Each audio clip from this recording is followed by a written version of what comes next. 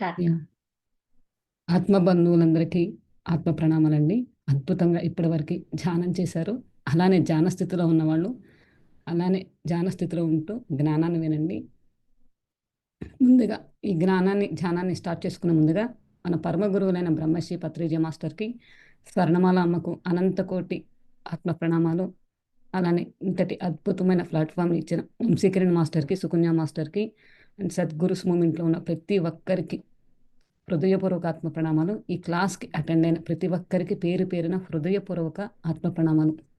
అద్భుతంగా ఈరోజు మనం ఆత్మానుభవాల నుంచి ఆత్మ ఫస్ట్ టాపిక్ అండి. అసలు ఆత్మ అంటే ఏంటి? అది ఎలా ఉంటది? ఏంటి? దాని గురించి తెలుసుకుందాం. మనకి ఈ బుక్ రాసింది ఎకో బైడెన్ గారు. ముందుగా ఈ బుక్కు ఈ ఆత్మ దాని గురించి తెలుసుకునే ముందుగా ఆ రచయిత్రి గురించి నాకు తెలిసింది మీతో నేను షేర్ చేస్తాను.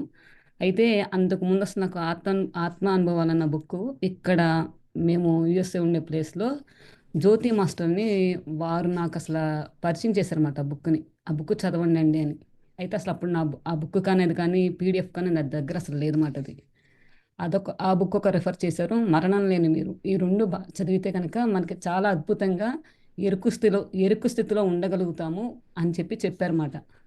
అది చెప్పిన తర్వాత ఒక 5 మంత్స్‌కి ఏమో నేనది ఆడియో వినటం జరిగింది. విన్నప్పుడు నేనప్పుడు అనుకున్నాను ఇక్కడ సచ్చా మాస్టరు తెలుసుంటారేమో. ఇక్కడ ఎల్ఏలో ఉంటారు మాస్టరు. మాస్టర్ అన్నారు, "ఎకో బైడెన్ గారిని నేను కలిసాను జూమ్‌లో" అని చెప్పారన్నమాట. యూకేలో సెషన్‌లో ఆ గ్రూప్‌లో ఉన్నప్పుడు వారిని నేను కలిసాను అని చెప్పన్నారు. అప్పుడు నేను వెంటనే అనుకున్నాను, ఎంత అద్భుతం! అసలు ఆ బుక్ రాసిన రచయితను చూసారో, వారి అనుభవాలు కానీ, అది కానీ చాలా అద్భుతంగా రాశారు. నేను కూడా చూసే భాగ్యం ఉందా నాకు అని చెప్పి, ఎందుకో నా మనసు నా ఇన్‌స్టిట్యూషన్ చెప్పింది. నేను నిజంగా అలా అనుకున్నానో లేదండి, నేను యూట్యూబ్ చూడంగానే వారి యొక్క పిక్ చూసాను. వారు ఎలా ఉంటారో కూడా నాకు తెలీదన్నమాట అసల. సో, వారు వారు కూడా యూఎస్‌లో ఉంటారన్న విషయం నాకు తర్వాత తెలిసింది. అంతటి అద్భుతమైన బుక్ ఇది. ప్రతి ఒక్కరూ కూడా చదవాల్సింది. మన జీవితాలలో నిజంగా ప్రతి ఒక్కరికి అనుభవం అయ్యే ఆహ్, అనుభవాలు ఎదురవుతాయి ప్రతి ఒక్కరికి కూడా. నాకు తెలిసినంత వరకి.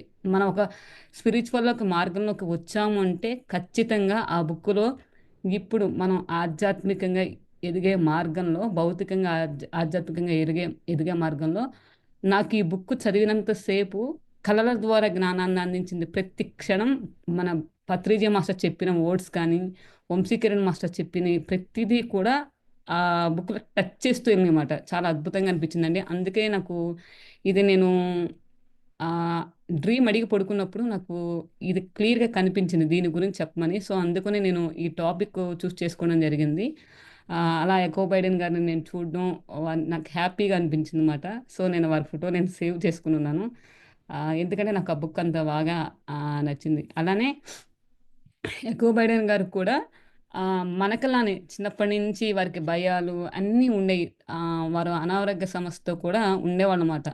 అయితే వాళ్ళ ఫ్యామిలీలో ఏంటంటే అందరికీ కూడా స్పిరిచ్యువల్‌గా ఒక సర్టెన్ ఏజ్ వచ్చిన తర్వాత వాళ్ళ యొక్క డిజైన్‌లో అంటే ఒక 16 సంవత్సరాలు వచ్చిన తర్వాత వాళ్ళ ఫ్యామిలీలో నలుగురు అన్నదం అలా అలా ఉన్నారు వాళ్ళు.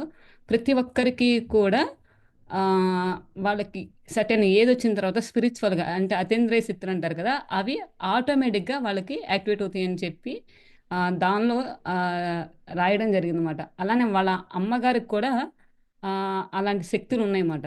అయితే వీరికి మన ఎకో బైడెన్ గారికి ఎప్పుడైతే తను ప్రతిదీ కూడా వాళ్ళ నాన్నగారికి ఫస్ట్ ఈవిడ హీల్ చేయడం జరిగిందన్నమాట. అప్పుడు తనకన్నా అంటే ఫస్ట్ తను నమ్మలేదన్నమాట. బిలీవ్ చేయలేదు. ఏంటి ఇది నిజమా? నాకు ఇలాంటివి ఉన్నాయా? అని చెప్పి.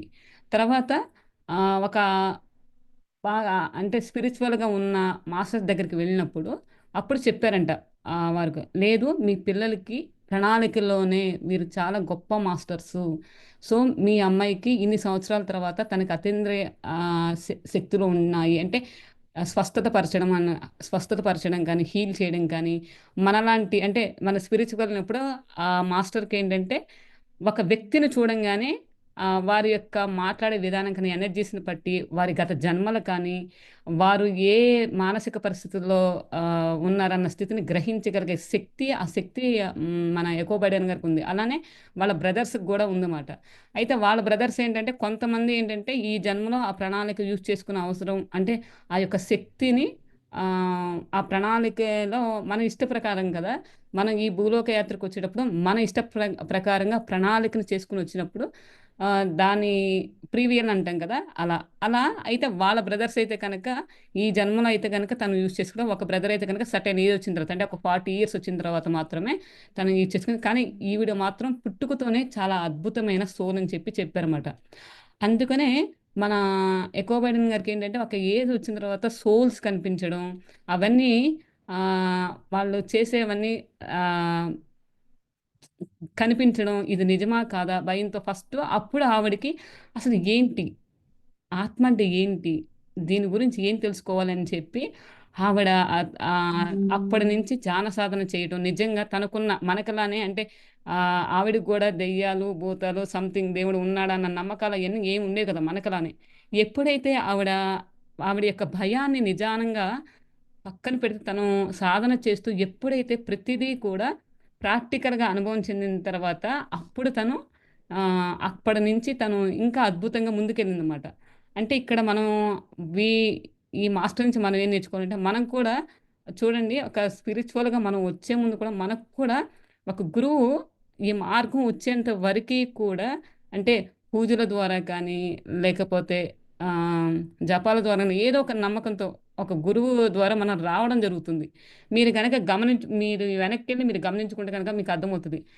నా చిన్నప్పటి నుంచైతే గనక నాకొక ఎరుకు స్థితి ఉండేది. ఆ ఎరుకు స్థితి నాకు తెలియంది. అంటే ఈ పుట్టడం ఏంటి? ఈ చనిపోవడం ఏంటి? ఎందుకు ఈ బాధలన్నీ ఎందుకొస్తాయి? ఈ కష్టాలేంటి? పోనీ ఎవ్వరు ఎక్కడన్నా దేనిలో ఉన్న అంటే ఇప్పుడు చూడండి మనం పూజలు చేస్తున్నాము. ఎవరికన్నా బాధలు ఒకవేళ పూజ చేస్తే బాధ తగ్గిపోతుందా? లేదు. పోనీ వేరే ఇప్పుడు జీసస్ ప్రేయర్ చేసేవాళ్ళు గాని వాళ్ళకేమన్నా ఉన్నాయా? లేకపోతే అల్లా పూజించేవాళ్ళు. పోనీ వేరే దేశాల్లో ఏమన్నా ఉన్నాయా అంటే అది లేదు. ఏంటి? ఈ పుట్టడం ఏంటి? చనిపోవడం ఏంటి? అసలు ఎందుకు ఇక్కడికొచ్చాము? ఇది కాకుండా వేరేదేమన్నా ఉందా? అని చెప్పి నాకైతే నా ఏ ఒక 7, 8 ఇయర్స్ నుంచే నాకు అలాంటి ఆలోచనలొచ్చాయి. కాకపోతే మన చుట్టూ ఉన్న పరిసరాలను బట్టి గాని, తల్లిదండ్రులు గాని చెప్తే వేరేగా ఆలోచిస్తారు కదా! అలానే నా అంటే ఇక్కడ నాకు స్పిరిచ్యువల్‌గా ఉన్న పర్సన్స్‌తో నేను మాట్లాడినప్పుడు వాళ్ళని నేను అడిగేదాన్ని. లేదంటే వాళ్ళు కూడా అడిగేవాళ్ళమాట. వాళ్ళకి కూడా అలాంటి ఆలోచనలు ఉండేమాట. అంటే మనం ఎన్నో జన్మల నుంచి ఆహ్, ఈ భూలోక యాత్రకు వచ్చి వెళ్తూ ఉన్నాంమాట. వెళ్తూ ఉన్నప్పుడు అనుభవం మన ఆత్మ మన సెన్స్ కానీ, లేదంటే మన పూర్ణాత్మ గాని ఏదో ఒకటి ఖచ్చితంగా ఆ మార్గంలోకి తీసుకెళ్ళటానికి మన గురువులు ఎప్పుడు కూడా మనల్ని ముందుకు తీసుకెళ్ళటానికి మన ఆధ్యాత్మిక మార్గంలోకి రావడానికి మనకి 72 మాస్టర్స్ హెల్ప్ చేస్తూ ఉంటారండి. ఎప్పుడు ఎరుకు స్థితిలో మనల్ని మంచి ఈ ఆధ్యాత్మిక మార్గంలో కానీ, మన యొక్క ఎప్పుడు కూడా రక్షిస్తూ ఉండడానికి. అలా మన ఎకో బైడెన్ గారికి గూడా అలానే ఆహ్, వా తనకి ఆహ్, అంటే స్పిరిచ్యువల్ గైడ్స్ కానీ, ఏంజెల్స్ అంటాము. అంటే దేవదూతలు ఇలా మాట. అంటే ఒక స్థితికి మనకేంటంటే ఆధ్యాత్మిక ప్రయాణంలో ఒక స్థితికి వరకి ఏంజెల్స్ హెల్ప్ చేసేటప్పుడు ఇంకా దానికి మించి మాస్టర్స్ ఉంటారన్నమాట గైడెన్స్. వాళ్ళు అలానే మన ఎకో బైడెన్ గారు గూడా తను ఎప్పుడైతే ధ్యాన మార్గంలో సాధన చేస్తూ ఉన్నప్పుడు అంటే నువ్వు ఈ మార్గంలోకొచ్చేంత వరకు మాత్రం మాకు ఈ కాంట్రాక్ట్ అనేది నీతో కంప్లీట్ ఉంది. ఇక నుంచి నీకు ఇంకా హైర్ మాస్టర్స్ గైడెన్స్ ఇచ్చే మాస్టర్స్ నీకు ఉంటారని చెప్పారన్నమాట. అప్పుడు చెప్పినప్పుడు మన ఎకోబెడన్ ఈ బుక్ రాయడం అనేది స్టార్ట్ చేశారన్నమాట. ఆత్మానుభవాల బుక్. ఫస్ట్ బుక్ రాయమని చెప్పినప్పుడు నేను బుక్ రాయడం ఏంటి అన్న ఉంటది కదా! చెప్పంగానే మనం ఏది యాక్సెప్ట్ చేయలేం కదా! అన్నీ కూడా మనం ప్రతిదీ కూడా రీసెర్చ్ చేసుకొని మాత్రమే చేయాలి. అందుకనే మన పత్రిజీ మాస్టర్ చెప్తారు. నేను చెప్పానని చెప్పి కాదు. ప్రతిదీ చదవండి. ప్రతి బుక్కు చదవండి. ప్రతి ఒక్కరి అనుభవం వినండి. విని దానిని మీరు అమల్లో పెట్టి ఎప్పుడైతే సాధన చేస్తారో ఆ అనుభవమే జ్ఞానమవుతుంది. అలానే మన ఎకో బైడెన్ గారు గూడా తను ఆస్ట్రల్ ట్రావెల్ చేయడము, వ్యక్తులను చూడడము, ప్రతిదీ ప్రాక్టికల్‌గా చేయడము, ఆ అనుభవాలన్నీ తను బుక్‌గా రాయడానికి అప్పుడు తను స్టార్ట్ చేశారన్నమాట. అలా స్టార్ట్ చేసింది ఈ ఆత్మానుభవాల బుక్ అండి. అయితే ఇక్కడ మనకి ఎకో బైడెన్ గారు ఏం చెప్తున్నారో మనం చూద్దామండి. ఆత్మ అంటే మానవ శరీరం ఆత్మ యొక్క ప్రతిబింబం. లూడ్ వింగ్ వి గ్యాస్ గ్యాన్ స్టీన్ అనే అతను ఏం చెప్తున్నారంటే, ఆత్మ యొక్క పరిధిలో భూమి మీద జననం, జీవనం, భౌతిక శరీరాన్ని వీడడం, మరణాంతర జీవితం మొదలగు విషయాల గురించి తెలుసుకునే ముందు అసలు ఆత్మ అంటే ఏంటి? అది చూడ్డానికి ఎలా ఉంటుంది? ప్రతి శరీరానికి ఒక ఆత్మ ఉంటుందా? దానికి నాశనం ఉంటుందా? అనే ముఖ్యమైన ప్రశ్నలను సమాధానాలను తెలుసుకుందాం. అంటే ఆ రచయిత్రికి వచ్చినాయి. ఇవి కూడా మనకి ఖచ్చితంగా మనం కనుక ఇరుకులో మనకి ఇవి ఈ క్వెషన్‌లన్నిట్లో ఏదో ఒక క్వెషన్ మాత్రం రేజ్ అయ్యి ఉంటదండి. స్పిరిచ్యువల్ మార్గంలో వచ్చేవాళ్ళు ఖచ్చితంగా ఇలాంటి క్వెషన్స్ అయితే గనక ఆహ్, రేజ్ అయ్యి ఉంటాయి నేను అనుకుంటున్నాను. భౌతికంగా స్పర్శించబడని మనిషిలోని ఆధ్యాత్మిక భాగమే ఆత్మ అని వెబ్‌స్టర్స్ సంబోధించారు. నేను కూడా వెబ్‌స్టర్ అభిప్రాయంతో ఏకీభవిస్తు ఏకీభవిస్తున్నాను. ఆయన అభిప్రాయాన్ని మరికొంత వివరణ చేకూర్చి, మనలోని మరణం లేని ఆధ్యాత్మిక భాగమే ఆత్మ అని నేనంటాను. అంటే ఆహ్, ఇక్కడ వెబ్‌స్టర్ అనే అతను ఏదైతే సంబోధించారో దానికి ఎకో బైడెన్ గారు కూడా ఏకీభవిస్తున్నారట. అంటే భౌతికంగా స్పర్శించబడని ఒక్క నిమిషం అండి.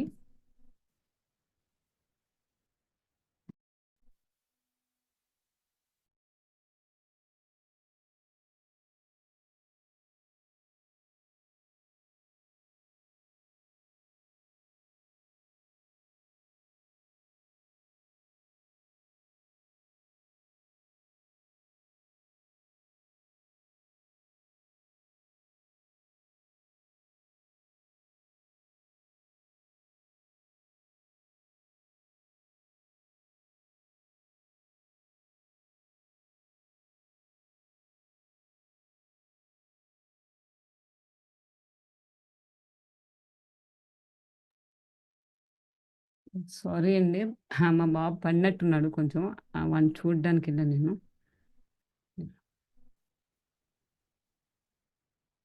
సో, మనకి ఎకో బైడెన్ గారు దానికి ఏకీభవిస్తున్నారు. అంటే ఆహ్, చెప్తున్నారన్నమాట. వారు చెప్పిన దానికి కూడా వారుకున్న అనుభవంతో వారు కూడా అదే చెప్తున్నారన్నమాట. అయితే ఇంకేం చెప్తున్నారంటే మనకి, ఆత్మతో నా తొలి పరిచయం.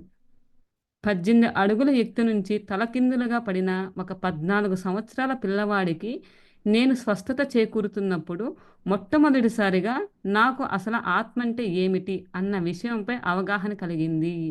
వారికి ఆత్మ అంటే ఎప్పుడు అవగాహన కలిగిందంటే 18 అడుగుల ఎత్తు నుంచి తలక్రిందులుగా పడిన ఒక 14 సంవత్సరాల పిల్లవాడికి. అంటే ఆహ్, ఆ బాబుకి స్వస్థత చేకూర్చేటప్పుడు వీరికి అసలు ఆత్మ అంటే ఏంటి అనుభవం చేకూరిందట. అవగాహన కలిగింది. ఆత్మతో అదే నా తొలి పరిచయం. ఆ బాలుడు ఆస్పత్రుల్లో కోమాలో ఉన్నాడు. నేను అతని శరీరం పక్కన నిలబడి నా చేతులను అతని ఛాతీ మీద ఉంచి నా ద్వారా స్వస్థత శక్తిని అతడికి అందిస్తున్నాను. ఇంతలో నా వెనక ఒక మగ గొంతు నా మెదడులో గొంతుకు సంబంధించిన భాగాన్ని సరిచెయ్యండి. నేను మాట్లాడాలనుకుంటున్నాను అని చెప్పింది. నేను కాస్త భయపడినప్పటికీ వెంటనే నిలదొక్కుకున్నాను. నాకు తెలిసి ఆ గదిలో నేను తప్ప ఎవరూ లేరు.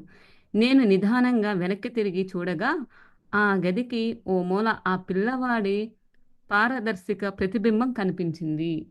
ఫ్రెండ్స్, ఇది జనరల్‌గా భౌతికంగా చూడకపోయినా గాని ఈ యొక్క ఆహ్, ఈ శక్తి ఉన్నవాళ్ళు మాత్రం ఖచ్చితంగా చూడగలుగుతారండి.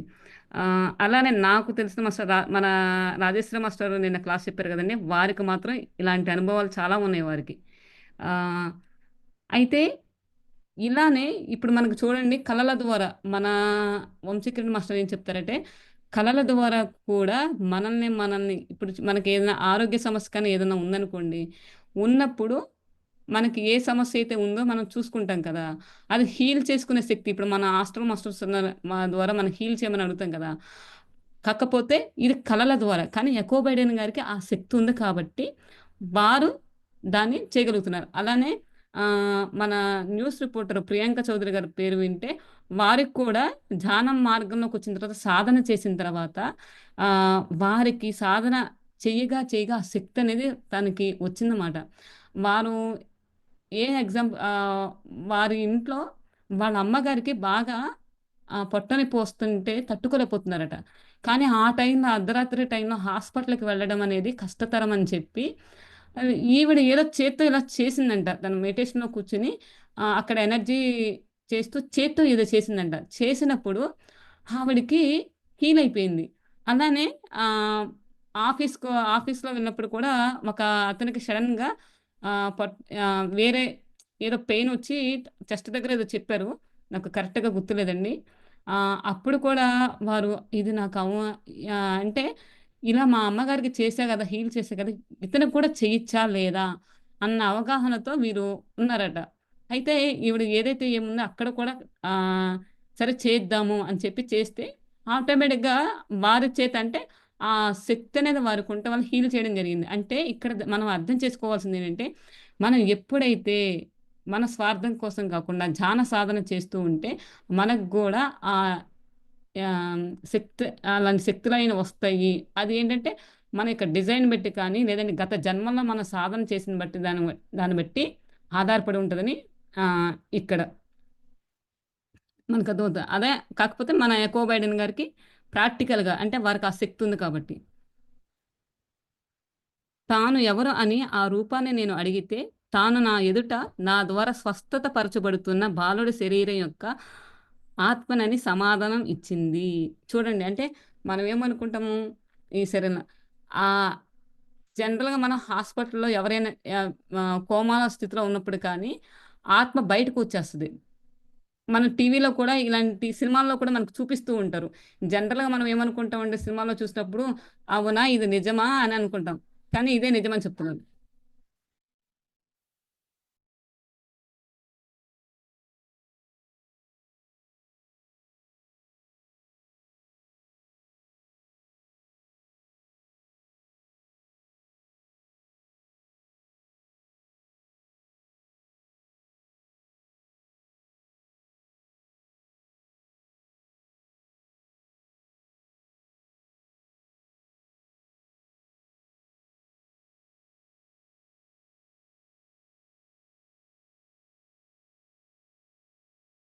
యెస్. ఇంకో సారీ అండి.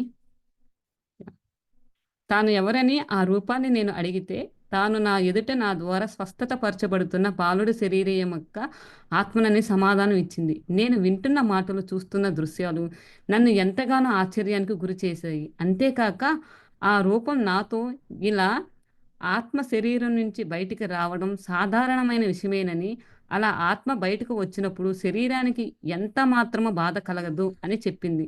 మళ్ళీ ఆ రూపం నన్ను నా ఎదుట ఉన్న తన దేహం యొక్క గొంతుకు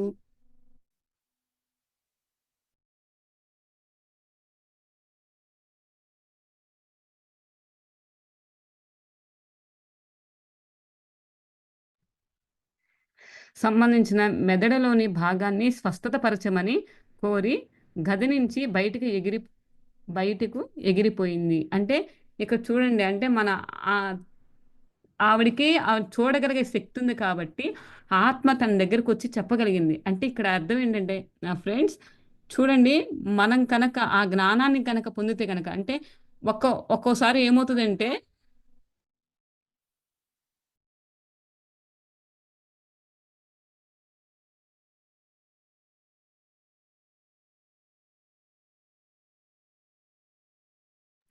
అంటే ఇక్కడ మనకు అర్థం చేసుకోవాల్సిందేంటే ఫ్రెండ్స్ మనం ఎప్పుడైతే ఆధ్యాత్మిక మార్గంలోకొచ్చామో అంటే ఒకవేళ సోల్ కనుక ఆవిడ చూడగలిగే శక్తి ఉన్నా కానీ ఇప్పుడు ఎకో బైడెన్ గారికి సోల్‌ని చూడగలిగే శక్తి ఉంది. కానీ ఆ సోలు తనకి ఇది సమస్య ఉందని చెప్పి చెప్పగలిగే శక్తి గనక ఉంటే గనక అహన్ ప్లీజ్ మాస్టర్ ఒక్క నిమిషం అండి మా బాబుని కింద వదిలేసొస్తాను.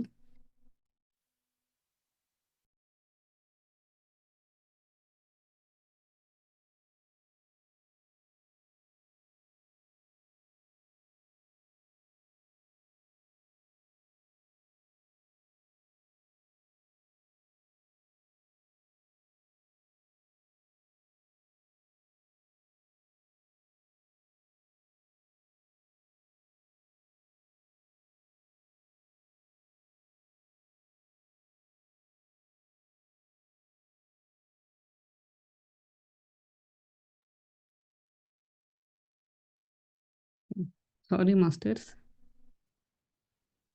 అంటే ఇక్కడ మనకి ఏం చెప్తున్నారంటే చూడండి, ఇప్పుడు మనం మ్, ఎకో బైడెన్ గారికి చెప్పగలిగే శక్తి ఉంది, చూసి మాట్లాడగలిగే శక్తి ఉంది. కానీ అవతల ఆత్మకు కూడా అది వచ్చి ఆ సమస్యను చెప్పగలిగే శక్తి, జ్ఞానం కావాలి. కావాలి అంటే మనం ఈ శరీరంలో ఉన్నప్పుడే ఖచ్చితంగా మనం ఏదైతే నేర్చుకుంటున్నామో ఆ జ్ఞానాన్ని మన ఆత్మస్థితికి పంపించాలి. పంపించినప్పుడు మాత్రమే మనం చెప్పగలుగుతాము. కాబట్టి అంటే ఆ సోల్‌కి ఆ శక్తి ఉంది. వీరికి కూడా ఎకో బైడెన్ గారికి వినే శక్తి ఉంది. ఆ సోల్ చెప్పే శక్తి ఉంది కాబట్టి అక్కడ తను ఎక్కడైతే ఆ శరీరంలో బాధ ఉందో చెప్తున్నారు కాబట్టి మనకి ఎకో బైడెన్ గారు వారికి స్వస్థత చేయడం చేకూరింది. ఇది నేను ఎలా చెప్పగలుగుతున్నానంటే, నాకు ఒక ఫ్రెండ్ డ్రీమ్ పంపించిందన్నమాట. డ్రీమ్ డీకోడ్ చేసేటప్పుడు ఏంటంటే తను చెప్పాలని అక్కడ చూస్తుంది కానీ తనకి ఏం అడగాలో ఏం చేయాలో కానీ తనకి అర్థం కావట్లేదు. ఆ, అక్కడికి వచ్చినా ఏం అడగాలి, ఎందుకు తను తను వచ్చింది ఆ ఆత్మహత్య చెప్పేది గ్రహించలేకపోతుంది అనమాట. అంటే ఇక్కడ ఏంటంటే మనకు కూడా చూసే శక్తి ఉన్నా కానీ అడిగే శక్తి కూడా మనకు ఉండాలి. సో అందుకనే మనకి కళల ద్వారా, అందుకనే మనం జ్ఞానాన్ని ఎలా అంటే భౌతిక స్థితిలో మనం నేర్చుకున్నా కానీ ఆత్మస్థితిలో కూడా ఆ జ్ఞానాన్ని ఎప్పటికప్పుడు మనం ఆ, దాన్ని డౌన్లోడ్ చేయాలి. అంటే ఆ జ్ఞానాన్ని మనం ఏదైతే సరికాని జ్ఞానం ఉందో తీసేసి సరైన జ్ఞానాన్ని మనం కనుక ఎప్పటికప్పుడు అప్డేట్ చేస్తూ ఉంటే కనుక మనలో ఆ ఎరుకు స్థితి అనేది ఉంటుంది. నా ఎదుట ఉన్న బాలుడి శరీరం నిశ్చలంగా ఉంది. ఉచ్ఛ్వాస, నిశ్వాసలు చాలా నిదానంగా జరుగుతున్నాయి. అతడి స్వస్థత పరుస్తున్నప్పుడు అక్కడ జరిగిన విషయాలు సహేతుకమైన వివరణ కోసం నా మనసు ప్రయత్నిస్తుంది. ఒక్క క్షణం నేను అక్కడ జరిగిందంతా యథార్థమా లేక నా భ్రమ అని సందేహం పడ్డాను. బయటకు వెళ్ళిన ఆ ఆత్మ వెంటనే మళ్ళీ తిరిగి వచ్చి ఆ శరీరంలోకి పునర్ప్రవేశించింది. అప్పుడు నేను ఆ బాలుడి శరీరంలో అంతకు ముందు లేని ఓ జీవశక్తిని ప్రవహించడం గమనించాను. అంటే అప్పటి వరకు ఆ శరీరం ఎలా ఉంది, ఏమి స్పర్శ లేకుండా ఏముంది, కాకపోతే బ్రీతింగ్ తీసుకోవడం అనేది కూడా చాలా నిదానంగా ఉందని చెప్తున్నారు అనమాట. ఎప్పుడైతే ఆ శరీరంలోకి ఈ సోల్ అయితే ఎప్పుడైతే ప్రవేశించిందో అప్పుడు అతని కదలికలు అవన్నీ ఈవిడ గమనించడం చూశానని చెప్తున్నారు. అతని శరీరం కదలడం మొదలుపెట్టింది. అతని శరీరంలో బాధతో మూలగడం ప్రారంభించింది. నేను అతనితో తన గొంతుకు సంబంధించిన భాగం అతని మెదడులో ఎక్కడ ఉందో నాకు తెలియదని చెప్పాను. అప్పుడు ఆ బాలుడి శరీరం నిశ్చల స్థితిలో ఉండగా తన చేతితోనే నుదిటి మీద ఒక భాగాన్ని సూచించింది. ఆ తర్వాత నర్స్ ఆ బాలుడి చేయి చూపించిన భాగమే గొంతుకు సంబంధించిన భాగం అని ధృవీకరించింది. నేను ఆ బాలుడి శరీరాన్ని స్వస్థత పరుస్తున్నంతసేపు అతని ఆత్మ శరీరం నుంచి బయటికి వస్తూ తన శరీరంలో ఎక్కడెక్కడ స్వస్థత అవసరమో నాకు తెలియచేస్తూ మళ్ళీ లోపలికి వెళుతూ ఉంది. ఇంతకన్నా చూడండి ఫ్రెండ్స్, ఆత్మ తనకి ఎక్కడే బయటకు వచ్చేసి తన శరీరంలో ఎక్కడైతే సరికాని ఇదితో ఉందో అక్కడ స్వస్థత పరుస్తూ ఆ, మన ఎకోబడిని చెప్తూ ఉంటే ఆ ఆత్మ వచ్చి తన శరీరంలో ఎక్కడైతే హీలింగ్ కావాలో చెప్తూ ఉందన్నమాట. అలా చెప్పినప్పుడు వీరు చేశారన్నమాట. ఈ ఈ అనుభవం అంతా కూడా వారికి ఆశ్చర్యంగా ఉంది. ఆ రాత్రి మొదలుకుని ఎన్నో వందల ఆత్మల స్వస్థత చేకూర్చే పనిలో నాతో కలిసి నాకు సహాయం చేస్తూ ఎన్నో తెలియని విషయాలను నేర్చసాగాను. ఆ విషయాన్ని నేను మీకు ఈ పుస్తకం ద్వారా అందజేస్తున్నాను. మరి తెలియక ముందు వారే భయపడ్డారు. వారు ఎప్పుడు మరి ఇవన్నీ చూస్తూ ఉన్నారు కదా! మరి వారికి ఎంతో అద్భుతమైన జ్ఞానం ఉంది కాబట్టి, ఈ పుస్తకం ద్వారా ఈ విషయం తెలియజేస్తున్నారు. అంటే చూడండి, మనకి సినిమాల రూపంలో చూపించినా, లేదంటే పుస్తకాల్లో చదివినా కానీ, ఇది వాస్తవము అన్న విషయాన్ని ఈ బుక్ ద్వారా మనకి ఎకో బైడెన్ గారు క్లియర్‌గా చెప్తున్నారు. నెక్స్టు ఆహ్, మన ఎకో బైడెన్ ఏం చెప్తున్నారంటే, ఆత్మ సృష్టి. ప్రతి మానవ శరీరం ఒక ఆత్మ కలిగి ఉంటుంది. మనం సహజంగా ఆలోచిస్తున్నప్పుడు ఆత్మ మన నుంచి వేరు అని భావిస్తుంటాం. కానీ నిజానికి ఆత్మ వేరు కాదు. ఆత్మ అద్భుతమైన శక్తిచే తయారు చేయబడినది. అవి కాంతి జీవులు. అవి ఏ రూపాన్ని అయినా ధరించగలవు. నేను సంభాషించిన ఆత్మలు చాలా వరకు మానవ రూపంలో కనిపించేవి. అంతేకాక కొన్నిసార్లు కాంతి చ చారికలుగా లేదా నిర్దిష్టమైన ఆకారం లేని శక్తి స్వరూపాలుగా దర్శనం ఇస్తూ ఉంటాయి. ఆత్మ ఏ రూపాన్ని ద ధరించినప్పటికీ ఆత్మ అనేది ఒక ఆలోచన స్పర్శతో కూడిన జ్ఞాపకాలు. అంతుచిక్కని విషయాలు మొత్తానికి ఆత్మ ఓ సజీవమైన శక్తి. అంటే ఆత్మ అనేది ఏదైనా దర్శించగలదు. అంతే కదండీ! ఇప్పుడు మన ఆత్మ ప్రతి అణువులో కూడా, ప్రతి దానిలో కూడా ఆత్మ ఉందనే గదా! చూడమని చెప్తారు. అదే ఇక్కడ ఎకో బైడెన్ గారు చెప్తున్నారు. అంటే మానవ శరీరంలో మానవ సారీ అండి. వారి ఆత్మలు చాలా ఎక్కువ వరకు మానవ రూపంలోనే కనిపించేవని చెప్పి ఆహ్, చెప్తున్నారు. ఆ పరమాత్మ మొదట ఆత్మను సృష్టించినప్పుడు దానికి ఆయనలోని దైవాంశను ప్రాణంగా ప్రవేశపెట్టాడు. దాని వలనే మనలో దైవత్వం వెలువడుతుంది. మన ఆత్మలో ఉండే ఈ దైవత్వమే ఆ పరమాత్మ స్వరూపంగా పిలువబడుతుంది. అంతేకాక ఆ దైవత్వం నుంచే నిరంతరం మనకు మార్గదర్శకాలను అందించే అంతరంగ సందేశాలు వెలువడుతున్నాయి. దానినే అంతర్ముఖ సంభాషణ అని సంబోధించడం జరుగుతుంది. అన్ మరొక్కసారి చదువుతానండి ఇది. ఆ పరమాత్మ మొదట ఆత్మను సృష్టించినప్పుడు అంటే ఈ విశ్వంలో ఒక శక్తి అనేది ఉంది గదా! ఆ శక్తి అనేది ఆత్మను సృష్టించినప్పుడు దానికి ఆయన ఆయనలోనే దైవాంశను ప్రాణంగా ప్రవేశపెట్టాడు. ఎప్పుడైతే ఆత్మను సృష్టించాడో ఆ యొక్క పరమాత్మలో నుంచి ఏ శక్తి అయితే ఉందో ఆ శక్తి ఆ ఆత్మలో సృష్టించడం జరిగిందని చెప్తున్నారు. దానివల్ల మనలో దైవత్వం వెలువడింది. అందుకనే మన శరీరాలు వేరైనా కానీ ప్రతి ఆత్మ కూడా దైవాత్మ అని ఇక్కడ క్లియర్‌గా చెప్తున్నారు. మన ఆత్మలో ఉండే ఈ దైవత్వమే ఆ పరమాత్మ స్వరూపంగా పిలువబడింది. అంతేకాక ఆ దైవత్వం నుంచే నిరంతరం మనకు మార్గదర్శకాలకు అందించే అంతరంగ సందేశాలు వెలువడుతుంటాయి. దానినే అంతర్ముఖ సంభాషణ అని సంబోధిస్తూ జరుగుతుంది. అంతే కదండీ! ఎప్పుడైనా మన లోపలికి మనం ప్రయాణం చేసినప్పుడే కదా! మన మన అంతరంగంలో నుంచి మనకొచ్చే సమాధానం బట్టి మనం మన జీవితాన్ని జీవిస్తూ ఉంటాం. అది ఆధ్యాత్మికంగా అవ్వచ్చు, భౌతికంగా అయినా అవ్వచ్చు. ఎలాగైతే శిశువు తల్లి గర్భంలో ఉంటూ పోషణ పొంది ఎదుగుదలలో ఒకానొక స్థాయి చేరాక బయట ప్రపంచంలోకి ప్రవేశిస్తుందో, అదే విధంగా ఆత్మ కూడా సృష్టించబడినప్పుడు ఆ పరమాత్మతోనే ఉండి అన్నీ తెలుసుకుంటూ అభివృద్ధిలో ఒక స్థాయి చేరిన తర్వాత తన జీవిత చక్రాన్ని ప్రారంభిస్తుంది. ఇక్కడ దేనితో పోల్చి చెప్తున్నారంటే ఆహ్, ఒక ప్రెగ్నెంట్ లేడీ అంతేగాని ఒక ఎగ్గు దాన్ని డెవలప్ అయ్యి నెలలు నిండే కొద్దీ ఎప్పుడైతే బేబీ పూర్తిగా డెవలప్ అవుతదో అప్పుడు బయటికి ఈ ప్రపంచంలోకంటే ఈ భూలోకంలోకి రావడం జరుగుతుంది. అలానే ఆత్మ కూడా ఎప్పుడైతే ఆహ్, ఆ పరిణితి చెందడానికి ఎప్పుడైతే మనం ఎలిజిబిలిటీ అవుతామో అప్పుడు ఈ మానవ మరణ జన చక్రంలోకి ఈ భూమి మీదకి రావడం జరుగుతుందని చెప్తున్నారన్నమాట. పరమాత్మలో పరమాత్మని లోకం అంటే ఆత్మలోకం ఎంతో పరిపక్వత చెంది కనుక ఆ లోకం నుంచి బహుదూరంగా ఈ భూలోకానికి మనం జ్ఞానం పెంపొందించుకోవడానికి పాఠశాలగా ఆ పరమాత్మనే సృష్టించాడు. మనల్ని మనం వృద్ధి చేసుకుంటూ మనం నివసిస్తున్న ఈ లోకానికి కూడా వృద్ధి చేయాల్సిందే ఆ పరమాత్మని యొక్క ముఖ్య ఉద్దేశం. ఇక్కడ ఏం చెప్తున్నారంటే పరమాత్మని యొక్క ముఖ్య ఉద్దేశం చూడండి ఇక్కడ నేను భౌతిక ఎగ్జాంపుల్ చెప్తానండి.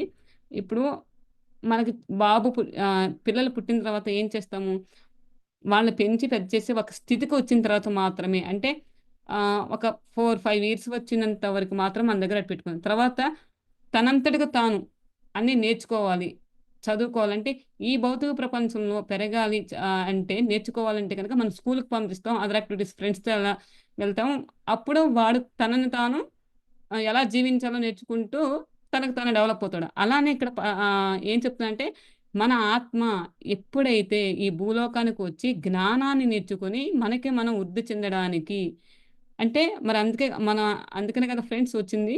భూలోకం అంటే బాలాత్మక, యవ్వనాత్మక ఇలా మనం వస్తూ ఉంటాము. వస్తూ ఉన్నప్పుడు జ్ఞానాన్ని నేర్చుకుంటూ, నేర్చుకుంటూ మనం కూడా ఆ పరమాత్మ స్థాయికి వెళ్తామని చెప్పి చెప్తున్నారన్నమాట. ఆయనకు ప్రతిరూపంగా అంతులేని శక్తి సామర్థ్యాలతో మనల్ని మనం అద్భుతంగా మార్చుకునేటట్లు మన ఆత్మ ఆ పరమాత్మ సృష్టించాడు. మనల్ని మనం ఎంతగానో అద్భుతంగా తీర్చిదిద్దుకోగలమని మనకు అర్థమైతే మన జీవితం ఇప్పుడు జీవిస్తున్న దానికన్నా ఎంతో విభిన్నంగా ఉంటుంది. అంతే కదా ఫ్రెండ్స్! మనం ఎందుకొచ్చాము ఇక్కడ సత్యాన్ని తెలుసుకోకముందు, ఈ ధ్యానంలోకి రాకముందు కానీ లేదంటే హ్మ్, కళల ద్వారా మన గత జన్మలు చూసుకున్నప్పుడు కానీ, లేదంటే కొంతమంది ధ్యాన సాధనలోనే చూసుకుని రకరకాలుగా చూసుకోవచ్చు. ఎప్పుడైతే సత్యం తెలియకముందు మనం ఎలా జీవించాము? ప్రతిదీ నాది అన్న భావనతో ఏ బాధొచ్చినా కానీ, ఈ బాధ నాకే ఎందుకొచ్చింది? ఈ సమస్య నాకే ఎందుకొచ్చింది?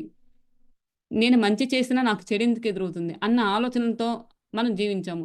ఇక్కడ ఏం చెప్తున్నారంటే, ఎప్పుడైతే ఆ జ్ఞానం పొందుతావో, నువ్వు జ్ఞానాన్ని నేర్చుకోవడానికొచ్చావని ఎప్పుడైతే దానికి భిన్నంగా అంతే కదా!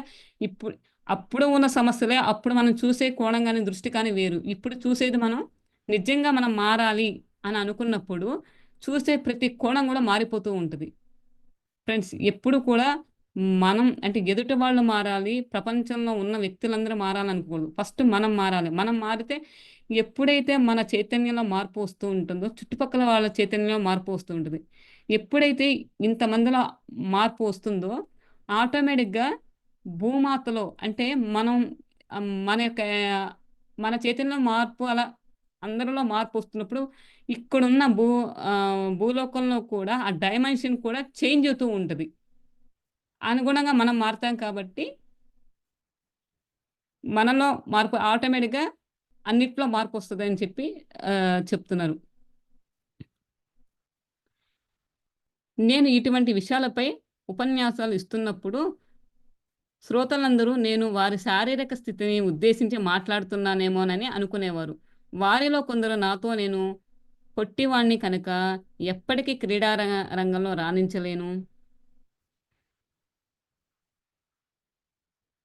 నేను పరీక్షల్లో ఉత్తీర్ణత ఎప్పుడు పొందనందువలన ఎప్పటికీ నేను ఒక మంచి ఉద్యోగస్తుడిని కాలేను. ఆ భగవంతుడు నన్ను పూర్తి స్థాయి సామర్థ్యాలతో సృష్టించలేదు. నేను వికలాంగుడిని, నేను నిరుపేదను, నేను మందబుద్ధిని అనేవారు. ఇప్పుడే కదా ఫ్రెండ్స్ మనం అనుకున్నాము. ఇక్కడ ఏం చెప్తున్నారంటే మనకు మనమే అంటే నేను పొట్టిగా ఉన్నాను, లేదా నేను చదవలేకపోతాను. మనలో ఉన్న మైనస్ చూసుకొని మనం ఎవరిని నిందిస్తూ ఉంటాం? దేవుడినే నిందిస్తుంటాం. కానీ ఆత్మకి మన ప్రణాళిక ప్రకారం మనమే తెచ్చుకున్నాము. ఎప్పుడైతే అది మనం తెచ్చుకున్నామో, అంగీకరిస్తామో, జీవితం అద్భుతంగా, ఆనందంగా జీవిస్తాము అని చెప్పి ఇక్కడ చెప్తున్నారు. మన శరీరం కూడా నిస్సందేహంగా అత్యున్నతమైన శక్తి సామర్థ్యాన్ని కలిగి ఉంది. కానీ నేను దాని గురించి మాట్లాడలేదు. నేను మాట్లాడుతుంది మన అందరిలో ఉండే ఆత్మ గురించి. అదే అసలైన మనం. ఇక్కడేం చెప్తున్నారంటే, ఈ శరీరానికి ఎంత శక్తి సామర్థ్యాలు ఉన్నాయో, నేను దాని గురించి మాట్లాడట్లేదు. ఆత్మ గురించి చెప్తున్నానని చెప్పి చెప్తున్నారన్నమాట. అదే అసలైన మనమని చెప్తున్నారు. శరీరాన్ని ధరించిన ఆత్మ దైవాన్ని, దివ్యత్వాన్ని కలిగి ఉంటుంది. మన ఆత్మలో ఉండే ఆ దివ్య శక్తే మనకి జీవనాన్ని ఇస్తుంది. ఎలాగైతే ఆత్మ లేని శరీరం ఒక ఖాళీ కుండ లాంటిదో, అలాగే దైవత్వం లేని ఆత్మ కూడా శక్తి విహీనంగా ఉంటుంది. చాలా అద్భుతంగా ఎగ్జాంపుల్‌తో వివరించారండి. ఒక ఖాళీ కుండలో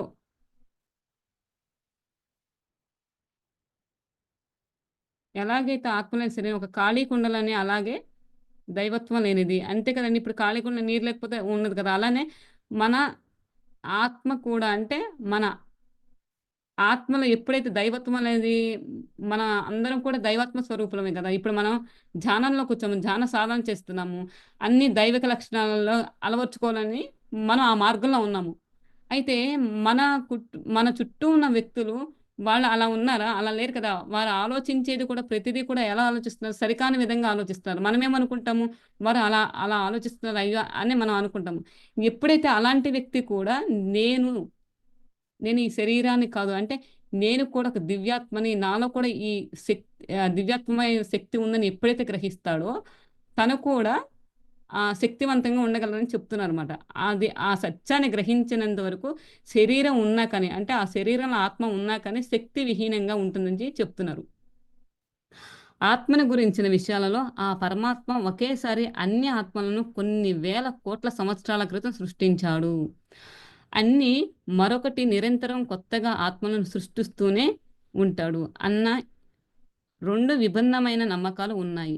నా అంతరంగం ఏం చెప్తుందంటే, ఆ పరమాత్మ నిరంతరం ఆత్మలను సృష్టిస్తూనే ఉంటాడు. అందుకే మన జనాభా నిరంతరం అభివృద్ధి చెందుతూనే ఉంటుంది. అంటే మనం జన్మలు కొన్ని వేల కోట్ల క్రితమే ఆత్మ సృష్టించడం జరిగిందని చెప్తున్నారు. అంటే ఈ ఆత్మలు పెరిగే ఇప్పటికీ కూడా అందుకే కదా సృష్టించబడ్డే కొద్దీ ఎప్పుడు అంశాలు పుడుతూ ఉంటే మనం వింటూనే ఉన్నాం కదా! దాని గురించి ఆవిడ చెప్తున్నారన్నమాట. అంటే ఆ పరమాత్మ నిరంతరం ఆత్మలను సృష్టిస్తూనే ఉంటాడు. అందుకే మన జనాభా నిరంతరం అభివృద్ధి చెందుతూనే ఉంటుంది. పై నమ్మకాలను ఉద్దేశించి మనం వృద్ధాత్మ, నూతనాత్మ అన్న పదాలను వింటూ ఉన్నాం.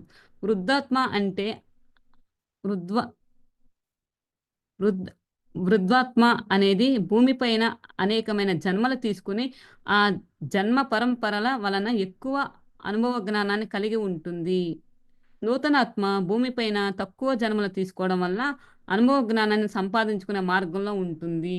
ఇక్కడ క్లియర్‌గా చెప్తున్నారు. అంటే భూమి మీదకొచ్చి ఎన్నో జన్మలు తీసుకున్న వాళ్ళకి వాళ్ళ యొక్క అనుభవ జ్ఞానం ఒకలాగా ఉంటది. అంటే కొన్ని జన్మలు తీసుకుని అంటే ఈ మార్గంలో ఉన్న వాళ్ళకి అనుభవం ఒకలాగా ఉంటుంది. అంటే చూడండి మరి బ్రహ్మశ్రీ పత్రిజీ మాస్టరు వారి కారణం జన్మలో వారికున్న జ్ఞానం వారు ఆల్రెడీ ఎంతో జ్ఞానవంతమైన మాస్టర్సు. ఇక్కడ మనం ఇప్పుడే ఈ మార్గంలోకొచ్చి నేర్చుకుంటూ ఉండొచ్చు. అంటే ఇంతకన్నా నేర్చుకుంటే అంటే ఇక్కడ ఆ ఆత్మ యొక్క జన్మన తీసుకునే దాన్ని బట్టి, జ్ఞానాన్ని బట్టి ఆధారపడి ఉంటుంది అని చెప్తున్నారు.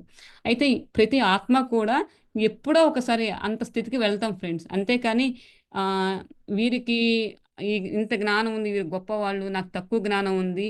అలా ఎప్పుడు కూడా కంపేర్ చేసుకోకూడదు ఫ్రెండ్స్. అంటే ఇక్కడేంటంటే చూడండి 10వ తరగతి చదివే పిల్లవాడికి 10వ తరగతి చదివిన జ్ఞానమే ఉంటది. అదే పీజీ చేసేవాడికి పీజీ లెవెల్ జ్ఞానం ఉంటది. అంటే ఒక ఆత్మ ఒక 100 జన్మల వరకు ఇలా జన్మలు తీసుకొని 101 జన్మలో ఆధ్యాత్మికంగా వచ్చిందనుకోండి. మరి 200 జన్మలు ఆహ్, ఎత్తిన సోలు 50 జన్మల నుంచే ఆధ్యాత్మికంగా తను జీవనం కొనసాగించిందండి ఈ భూలోకంలో. అప్పుడు వారి యొక్క ప్రయాణం ఎలా స్టార్ట్ అవుతది?